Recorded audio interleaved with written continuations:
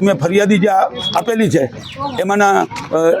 તોમતદાર ગણો હોય તો ગણી શકાય જો ગુનો દાખલ કરે તો, અને 2 ટ્રસ્ટી છે એ 2 ટ્રસ્ટી 17 વર્ષે પ્રગટ થયા, 17 વર્ષથી મંદિરે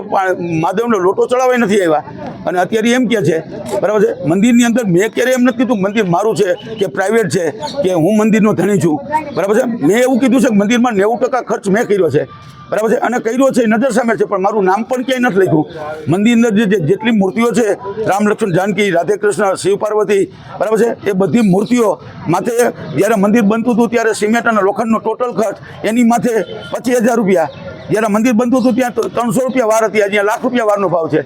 બરાબર છે, અને અત્યારે પણ હું ત્યાં કેમેરા મારા ખર્ચે નખાવ્યા છે, હમણાં તાજેતરમાં ગ્રીલ નખાવું છું 3 લાખના ખર્ચે, બરાબર છે, 9 ગૃહનું મંદિર બનાવું છું, આટલું ડેવલપ કર્યું. એક ખાડામાં મંદિર એક નાની ડેરી હતી, ત્યાંથી આટલો વિકાસ મંદિરનો કર્યો તો એ લોકો જાતના મારા ઉપર આક્ષેપ કરે છે કે મંદિરનો કાંઈ વિકાસ નથી અને એક ઈંટ નથી મૂકી, બરાબર છે, ખોટા ગેરમાર્ગે દોરે છે, અહીં દારૂ પીને આવે છે, દારૂ જિંદગીમાં પીતો જ નથી, મફત મળતો તેથી નથી પીતો, પોલીસ ખાતામાં તો ત્યારે